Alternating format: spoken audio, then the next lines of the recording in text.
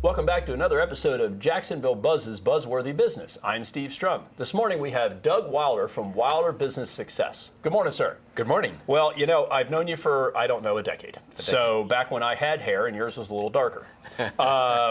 Many people watching this episode are going to look at you and go, oh, look, it's Doug, the lawyer whisperer. Yes. Which is true. But Wilder Business Success is not just about lawyers. Talk to us a little bit about who you are, what you do, and we have a really cool segment here coming up about this great resignation business and how you're helping people. But what is a Doug Wilder, and what is a Wilder Business Success? Well, I used to be known as Doug Wilder, working with honest lawyers that want to make boatloads of money. Now it's transitioned into also working with CEOs, particularly, and those CEOs who want to pass the baton on to the next generation. And so I'm quite a bit of my business now is coming to me with that issue in mind. And again, you know, that's something that's like a big deal right now. Now, we're all familiar with something called the Great Resignation. Yes. Started somewhere in COVID-ish range, where the baby boomer generation is starting to age out of the workforce. Right. There's not a lot of the Generation X, which is me, just because of population decline in the late 70s and 80s. But then right behind us is this huge swath of millennials. So the boomers' children are the millennials that were potentially in grade school in 2008 during the financial crisis that are now 30, because that's how the cookie crumbles. One of the things that we were talking about offset is this great resignation business. Yes. What are you seeing in your world helping those business owners generationally transfer companies so that they don't, I mean, frankly, fail? Right. Well, if the older generation doesn't pass the baton, then what happens to the? You know, I had one business owner say, "Okay, I really want to. I'm thinking about retiring. I'm getting old," and so he said, "Go ask this foreman." I went to talk to the foreman. The foreman said, "No, I don't want the business." And then he finally said, "Well, okay, go ask my son." And the son said, "Why would I want Dad's problems?" And so from there, a month later, the son was finally saying, "Okay, I'll do it, but I want to do it my way." And that becomes the conversation is, how do you have a good conversation? The issue is, how do you have a good conversation between the older generation and the newer generation? And sometimes they haven't talked to each other since age 14, and now they're trying to have some conversations that are business oriented. And the challenge becomes, you know, when you think about all of those baby boomer folks that are aging out, that are probably calling you, they're probably most likely Gen 1 business owner. Yes. So one of the things is a great book called Beating the Midas Curse. I don't know it. Yeah, it's a fabulous book. And to give you kind of, without ruining it, Generation 1 bleeds for it. Generation 2 learned from Generation 1.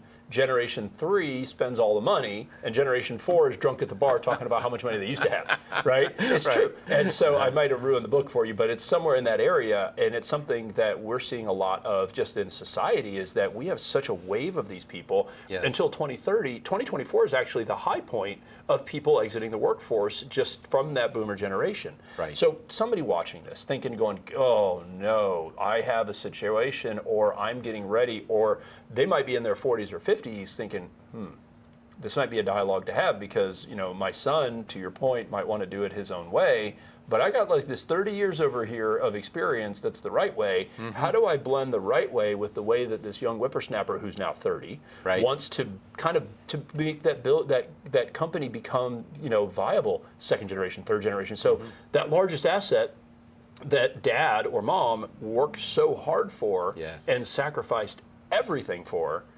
doesn't die. Yeah. Like somebody watching this, what's your thoughts on that? Like, what do you do besides call Doug Wilder? Yeah. Well, that's one of the first things. And normally what I do is I come in and have a discussion, often with the CEO first, not always, then with the son or daughter.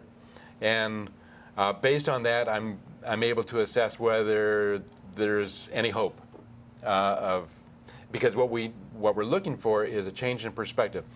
Not just for the second generation or the next generation, but also for the older generation. How can they let go? which is often very hard. That's the hardest thing ever. I work, professionally outside of the TV show. I do a lot of financial stuff, and we actually know each other through the lawyer trade here in the Florida bar. But one of the things that I deal with all the time is that child, right? Yes. It's like, that business owner it's like they own a baby. They put all the love, all the care, just like they would a child, right. and now they're going to basically sell their child, right. whether it's to their family or to a stranger. And what I try to help them understand is like, look, guys, I understand you're going to feel like it's going to be you're selling a child. Yeah. But before you have to feel like you have to cut off a finger of that child to sell somebody else, why don't you start off with a fingernail? You're going to throw it away anyway. At least maybe give that to somebody and allow that transition to have some perpetuity. You've worked your life to make this firm. You've worked your life to build that brand. Do you really want your life's hard work, one, to die with you, or two, Uncle Sam becomes the largest beneficiary of that life's hard work? So these are things that we could probably talk for hours on, and I've had the opportunity to just, watch your work and the quality that it brings. I guess the question is, if somebody's watching this and they're like, oh, I need to do that. Yeah. What's step one?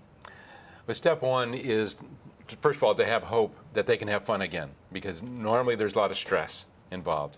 And so they say, okay, and often they're talking to their spouse and saying, I just don't know, this is not fun, I have to go to work again. And if you are in the situation where you're saying, I have to go to work, that means that you're not enjoying work. And usually it's because there's some relationship at work that's not working out. And so the first step is to say, okay, there's a better world, and we're going to seek it. And the better world is a harmonious relationship. By the way, if you fire the son or daughter out of the business, Thanksgiving dinner is going to be really difficult. Yes, for ongoing concern. Yes, that's right. That's right. And sometimes it's not a difficult process. It's usually just a couple conversations to get the thing started. We start to change habits, and there's the thing about humans is there's so many variables that it could be almost any particular area that is a difficult area. But what we do is we start saying, what can we start making some changes on, and how can we get this relationship to start working again? Okay. And once it starts to work, it's amazing when all of a sudden that whether it's family, or it could even be somebody who's outside the family, but they're trying to pass the baton on to that person. All of a sudden, there's such great relationships that are coming out of this, and it's good not only in the business but also at home too. Well, with 10,000 people a day relevant to this dialogue, right, from now until 2030, I'm sure somebody's going to look at this thing and be like, oh my gosh, that sounds like me. What we'll do is we'll make sure to hang all your stuff on our website, which is thedailynewsnetwork.com. It's got the Doug Wilder Success. They can click the button and maybe have a phone call with you and say, hey, you know what? Is this something that I can use for perpetuity? Right. Obviously, Doug doesn't come for free, but the cost of a Doug pales in comparison to the failure of a business, which I guess the ounce of prevention is better than the pound of the cure. I like that. And so you are the ounce of prevention for the pound of the cure that is somebody failing in what has become their largest asset. So as always, as a friend and as somebody that I've known for a long time, it's great to see you. We'll make sure to hang all that stuff in there. So thanks for joining us today. Thank you, Steve. Guys, thanks for joining us on the Jacksonville Buzz. If you like us, share us, and remember, live with gratitude.